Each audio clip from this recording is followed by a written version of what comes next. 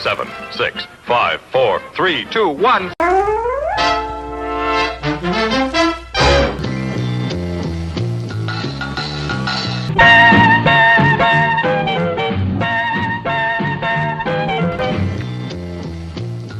This is a 1965 ex-police Ford Anglia 105E. She is a deluxe model. This is a 1967 Ford Anglia. This is a 123E because it's got a 1200 engine, estate. I've had the Anglia since 2012. She was discovered as part in a barn when a friend of mine was doing a barn conversion. I later bought the Anglia from him, but she'd been in a barn since 1976, and she returned to the road in 2015, and that was the first time she'd been on the road in a total of 39 years. So she had a lengthy retirement in a barn. But yes, here she is. I think they're very beautiful. I think not only do they sum up the time frame of when they were made. For example, Penelope here, she was built in the swinging 60s, and I think the style and the grace of these cars has totally sum up the 60s to a T. I think they're very charming and they use character. What's so great about Anglias? Well, they're just, everybody smiles when they see the Anglia. I was saying yesterday that when I first got the one that's in the garage to our right, I thought, why are people looking at me when you're driving along the road? And then you realise they're looking at the car. And yeah, people do smile when they see them. They say, I used to learn to drive in an Anglia. I used to have an Anglia. Yeah, my dad, that was his first car. My first car was an Anglia, those sort of things. So the first Anglia was built in Dagenham.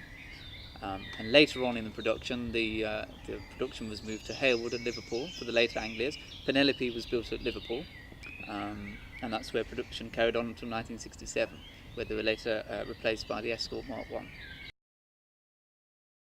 No, they're very simple mechanics, really. I mean, there's nothing, the electronics on them. There's only one fuse on any Anglia, and that's for the radio. So if you haven't got a radio, there's no fuses at all.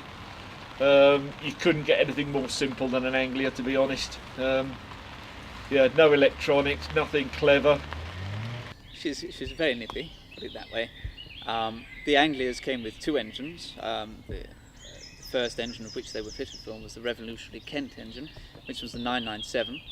After 1961, or I think it was 1962, they were available with a 1200 engine. Most of the 1200s were fitted to the Anglia Super. And then later on the estates and even on the deluxe models they became an optional extra. But yes, the 997 is quite a nippy engine, and the 1200 engine came with a fully synchrobox gearbox, and the 997 only had a synchromesh on 3 gears but not on first.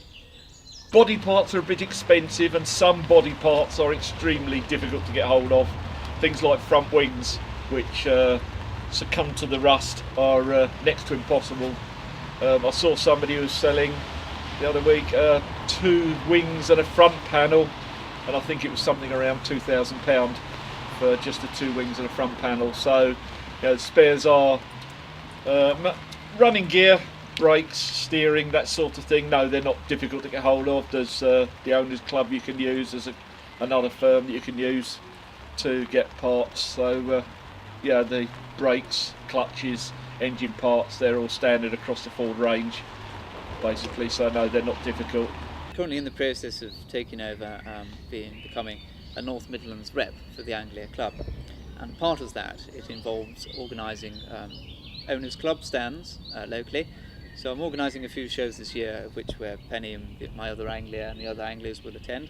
But yes, she goes to lots of shows. She also does a lot of wedding and television hire. So yes, she's very busy. I'm in the Anglia Owners Club. I was chairman for about 15 years of the Anglia Owners Club. Not anymore, but still got my membership of that. So we're going to the AGM this year, hopefully with this car, if she behaves herself. And as part of the Anglia Owners Club, we're part of the North Midlands group who hold rallies or attend rallies at various places in the area throughout the summer months. The special thing about her is not only the colour, with her being black, but she was also an ex-Leicester City police car. She came off the production line painted in spruce green. She was transferred to a local dealership for police preparation. This included fitting a police radio, police signs, the roof sign that she carried, and it also involved the respray into black. She served with Leicester City Police from August 1965 until February 1970. She was then discharged and sold in a dead asset auction, and she was then used as a domestic vehicle until 1976, where she lay off the road and in the barn undiscovered until I found her. I'm a professional valeter and detailer. Because of the age of the paint, this car's got slight defects from the road use. It's got very fine swirls. What I'm going to do to prepare it for show season is I'm going to cover it in medium cut compound. Don't want to go too heavy to damage any paint, because once you took it away you can't reapply it. So I'm going to put medium compound on and just remove them very slight swirls. I'm going to do a 2-stage polish and then give it a nice protective layer of carabiner wax. This package that I'm doing on this angular will take me around about 10 hours. 10 hours? How much does it cost? Every price is tailored to the customer. This particular one is a £150 package, but each layer costs extra. So why do you do this as a job? Started out as a hobby and a passion, and I thought, why not take the step and do it as a career? Obviously get to be around beautiful cars at the same time as well. The company is called Bonfire Detailing, paint restoration and detailing specialist. You can find us on Instagram and Facebook. Yeah, it was Anglia's then, and I've had an Anglia pretty well ever since.